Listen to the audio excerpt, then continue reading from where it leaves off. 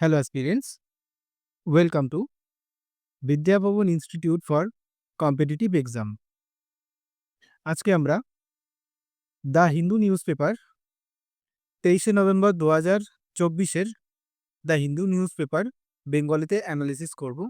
যারা ডব্লিউবিসিএস বা ইউপিএসসির জন্য প্রস্তুতি নিচ্ছ, বাংলা পশ্চিমবঙ্গের থেকে যে সমস্ত অ্যাসপিরেন্টসরা রয়েছে, আশা করি তাদের জন্য এটি হেল্পফুল হবে। পরবর্তীতে 2025 সাল থেকে West Bengal public service commission যে ডেসক্রিপটিভ প্যাটার্নের ডব্লিউবিসিএস এক্সাম নিতে চলেছে, সেখানেও তোমাদের এই অ্যানালিটিক্যাল থট বিল্ডিং একটা বিশেষ ভূমিকা রাখবে। তো যাই হোক, দেখি আজকের আর্টিকেলে কি আছে। First article, humanoid teachers make learning fun. তো এখানে ফার্স্ট কিওয়ার্ড হচ্ছে what is humanoid. Humanoid is a type of robot which will be appearing like a human and doing works like a human. তো humanoid হচ্ছে একটা robot যেটা মানুষের মতন সে নিজেকে উপস্থাপন করবে এবং মানুষের মতন সে কাজবাজ করবে। তো এই যে হিউম্যানয়েড, অর্থাৎ এখানে একটা রোবটের কথা বলেছে। তো এই রোবটটা ইউপিএসসি সিলেবাসের জিএস পেপার 3 সায়েন্স অ্যান্ড টেকনোলজির মধ্যে এই সায়েন্স অ্যান্ড টেকনোলজির মধ্যে একটা টপিক হচ্ছে রোবোটিক টেকনোলজি। তো এই টপিকটা directly related to the GS paper 3 science and technology. তো here in this article it is says the use of robot in the field of education, and we should have to see the advantage and the disadvantage of using robot in education field. তো এই যে এখানে যে এই যে humanoid বা এই যে রোবটটা, এই রোবটটা এডুকেশন ফিল্ডে ইউজ করার কথা বলেছে।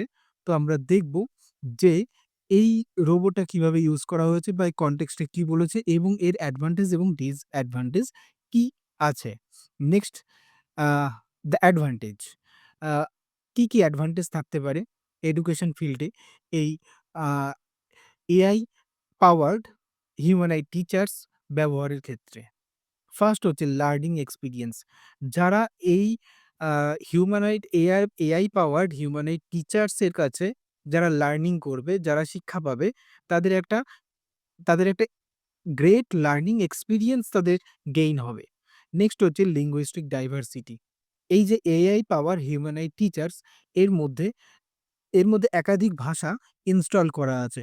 তো এই হিউম্যানয়েড টিচার্স স্টুডেন্টদের সাথে একাধিক ভাষাতে কমিউনিকেশন করতে পারবে। নেক্সট হচ্ছে হেল্প টু ইমপ্লিমেন্ট এনইপি 2020, অর্থাৎ এই যে এডুকেশন ফিল্ডে এই এআই পাওয়ার্ড হিউম্যানয়েড টিচার্স ইন্ট্রোডিউসের ফলে এডুকেশন পলিসি 2020 এটা ইমপ্লিমেন্ট করা সহজ হবে। এডুকেশন পলিসি 2020-র একটা পয়েন্ট হচ্ছে we have to go for teachings in mother tongue for primary education. তো প্রাইমারি এডুকেশনটা মাদার টাঙে করাতে হবে। তো যদি এই ধরনের AI powered humanoid teachers introduce করা হয়, সেক্ষেত্রে যেহেতু এর মধ্যে একাধিক ভাষা ইনস্টল করা থাকে, তো বিভিন্ন ভাষাভাষীর মানুষ যেহেতু ভারতবর্ষে প্রচুর ধরনের ভাষা এক্সিস্ট করছে, তো অনেক সময় কি হয়, একটা স্কুলে বিভিন্ন ভাষার ছেলেমেয়েরা ভর্তি হয়। তারা বিভিন্ন ভাষাতে সেই টিচার্সের সাথে তারা কমিউনিকেশন করতে পারবে এবং লার্ন করতে পারবে। তো কি ডিসঅ্যাডভান্টেজ থাকতে পারে? Increase unemployed issue increase unemployed issue তো আনএমপ্লয়েড হচ্ছে ভারতবর্ষের একটি বড় সমস্যা। তো এই এডুকেশন ফিল্ডে এই হিউম্যানয়েড টিচার্সের সংখ্যা বৃদ্ধি পেতে থাকলে ফিজিক্যালি হিউম্যানের ডিমান্ড কমে যেতে পারে। সেক্ষেত্রে আনএমপ্লয়েড আরেকটা বড় ইস্যু হয়ে দাঁড়াতে পারে। তারপরে ল্যাক অফ এমপ্যাথি, অর্থাৎ যে সহানুভূতি, যে টিচারদের একটা স্টুডেন্টদের প্রতি যে একটা সহানুভূতি থাকে, এই সমস্ত ক্ষেত্রে টিচার্সরা যদি রোবট হয়ে যায় বা রোবটদেরকে যদি টিচার্স হিসেবে যদি ইন্ট্রোডিউস করা হয়, সেক্ষেত্রে এই এমপ্যাথি থাকবে না সেখানে। স্টুডেন্ট এবং টিচারের মাঝখানে কোনো এমপ্যাথি থাকবে না। দেন নেক্সট পয়েন্ট হচ্ছে কস্ট এফিসিয়েন্সি।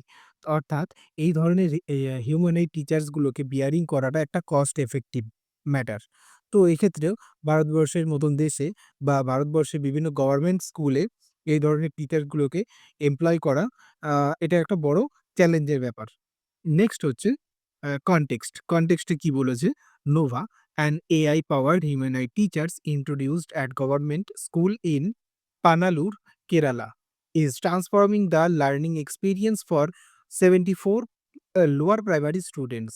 তো এখানে এই যে আ যে teachers, humanoid teachers, robot teachers, তার নাম হচ্ছে নোভা।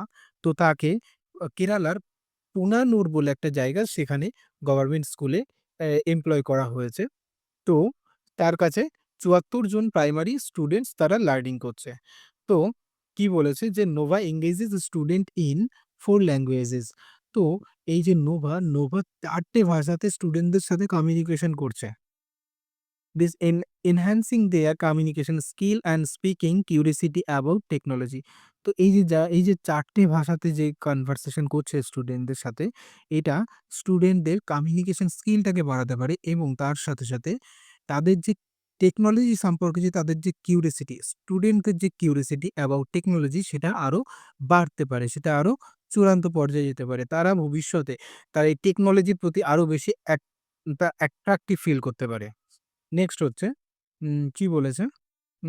নেক্সট কিছু পয়েন্ট আছে এই আ এআই বেসড যে হিউম্যানয়েড টিচার, যে এআই পাওয়ারড হিউম্যানয়েড টিচার্সকে এডুকেশন ফিল্ডে আ আ এমপ্লয় করার ফলে এমপ্লয় করার বিষয়ে কিছু পয়েন্ট আছে। যেমন এমপ্লয় করলে কি হতে পারে?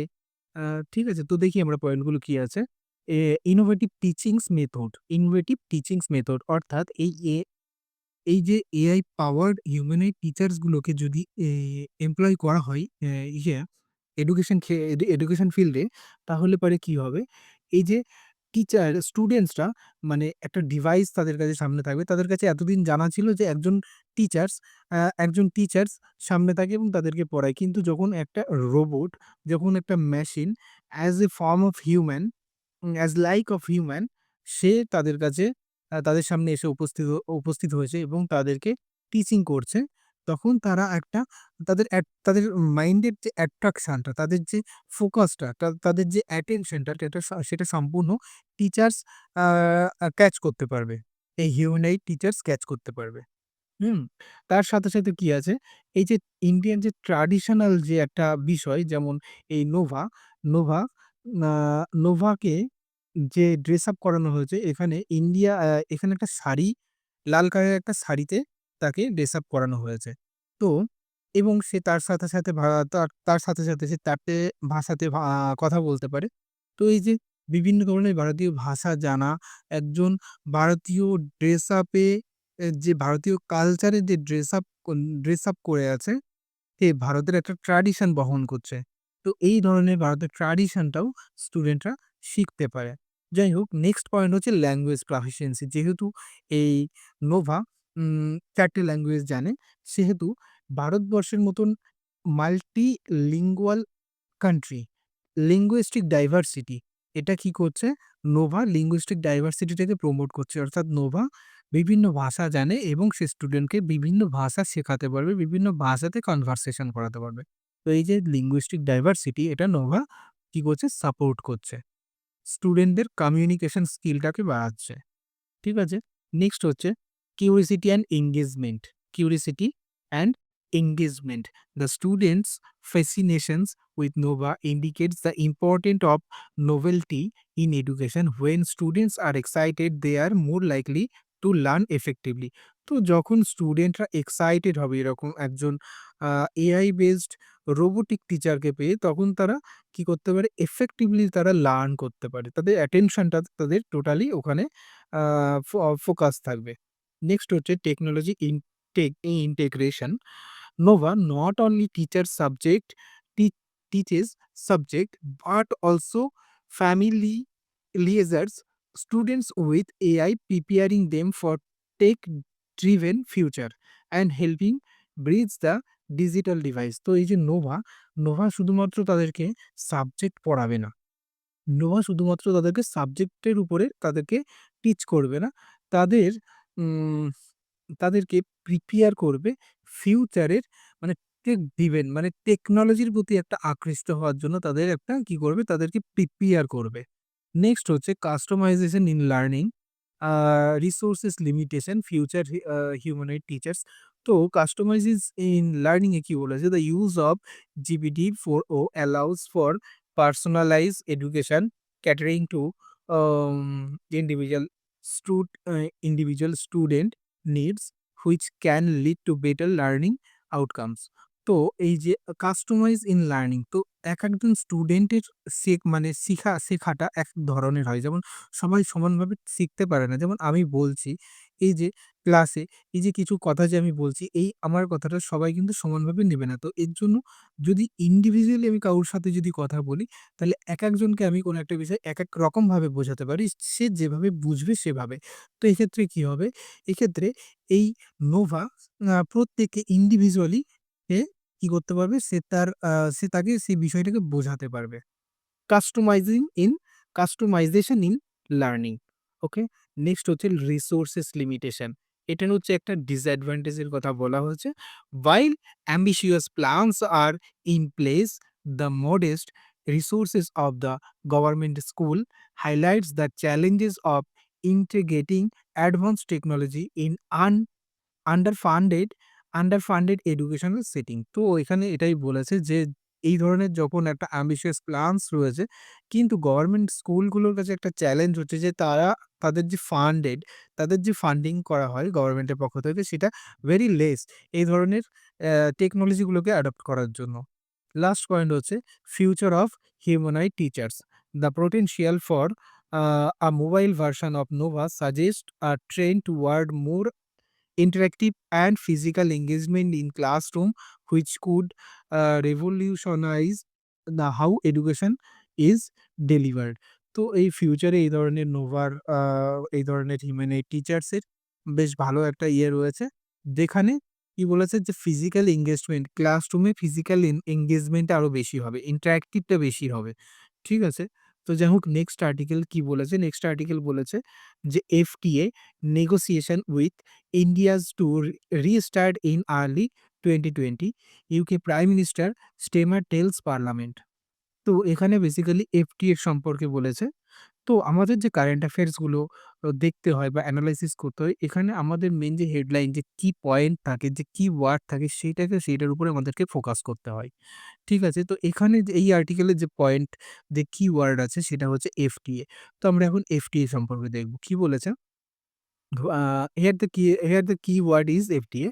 What is FTA? What are the provisions or features of FTA? Advantage and disadvantage of FTA.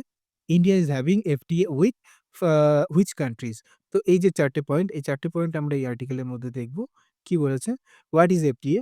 FTA FTA that is Free Trade Agreement, which is an agreement between two or more countries to reduce or remove trade barriers.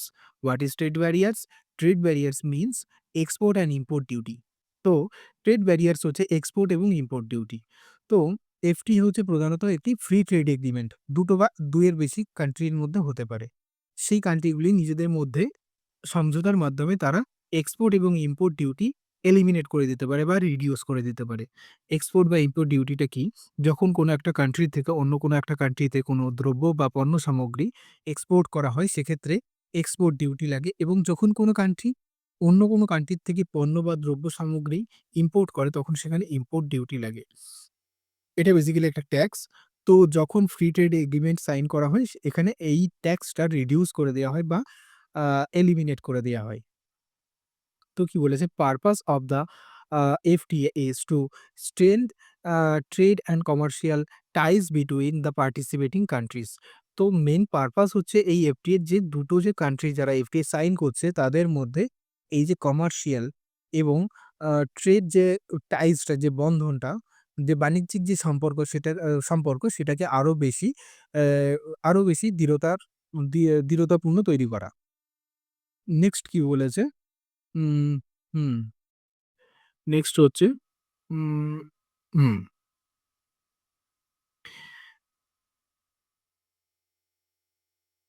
By increasing economic activity, how economic growth ensure. আচ্ছা, ১ minute. তার আগে একটা point আছে, সেটা হচ্ছে যে FTA help to more economic growth. FTA কি করে? ইকোনমিক গ্রোথ হতে সাহায্য করে। কিভাবে? যখন এক্সপোর্ট এবং ইম্পোর্ট ডিউটি চলে যাচ্ছে, তাহলে তখন বেশি পরিমাণে এক্সপোর্ট হবে। যখন বেশি পরিমাণে এক্সপোর্ট করতে হবে, তখন প্রোডাকশন বেশি করতে হবে। যখন প্রোডাকশন বেশি হবে, তখন বেশি পরিমাণ হিউম্যান পাওয়ার লাগবে, ম্যান পাওয়ার লাগবে, হিউম্যান ক্যাপিটাল বেশি পরিমাণে হিউম্যান ক্যাপিটাল ইউজ করা হবে। যখন বেশি পরিমাণে হিউম্যান ক্যাপিটাল বেশি প্রয়োজন হবে, তখন নিউ এমপ্লয়মেন্ট জেনারেট হবে। যখন নিউ এমপ্লয়মেন্ট জেনারেট হবে, বেশি সংখ্যক মানুষের কাছে কাজ থাকবে।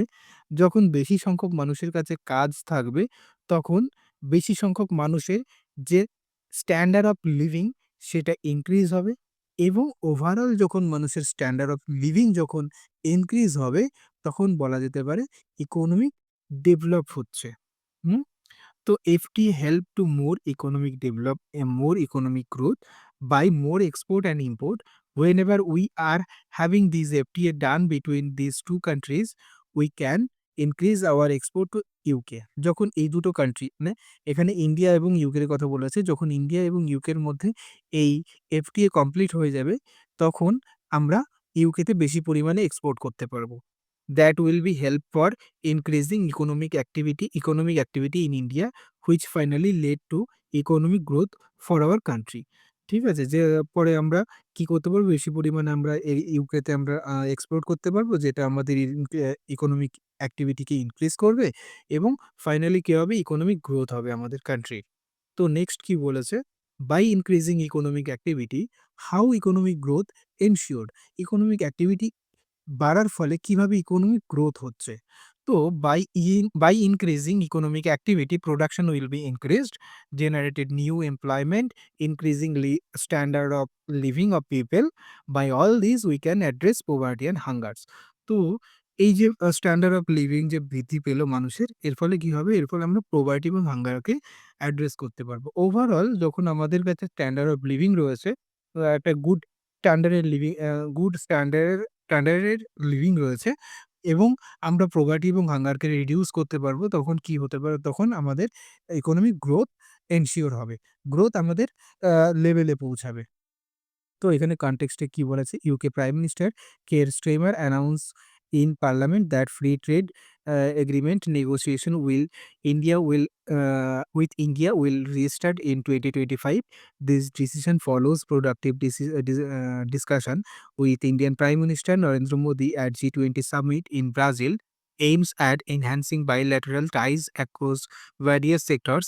The negotiations had been paused due to election cycles in both countries. Stemmer emphasized that a new trade deals will be crucial for economic growth and improving living standard in the UK. তো এখানে কি বলেছে কনটেক্সটে, যে UK যে prime minister কেইর স্টেমার, সে তার পার্লামেন্টে announce করেছে যে ইন্ডিয়ার সাথে খুব তাড়াতাড়ি আমরা ফ্রি ট্রেড এগ্রিমেন্টে যাচ্ছি। যেটা 2025-এর আর্লি 2025 এ যেটা কমপ্লিট হবে।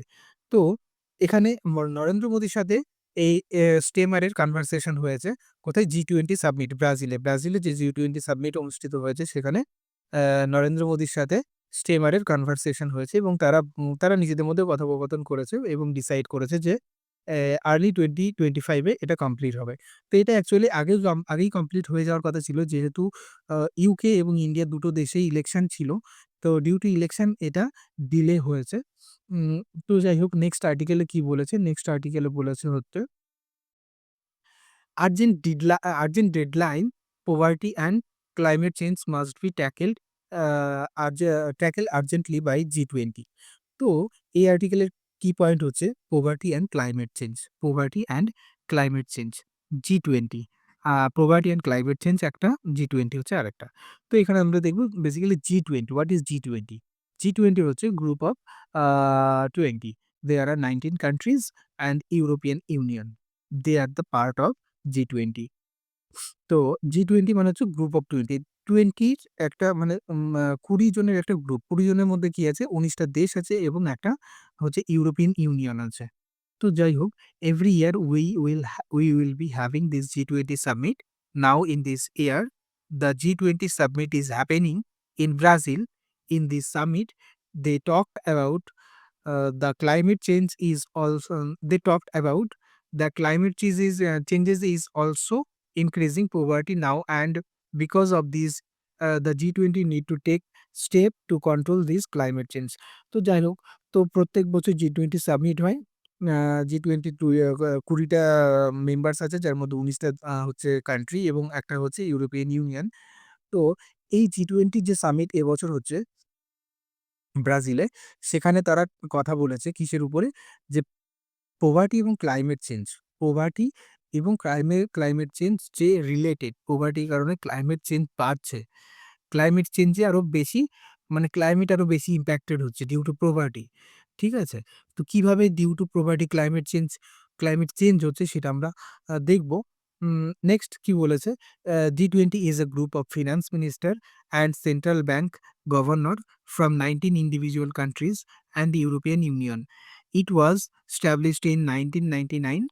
It was elevated to forum of heads of the states or governor or government in 2008 to effectively respond to the global finance crisis of 2008.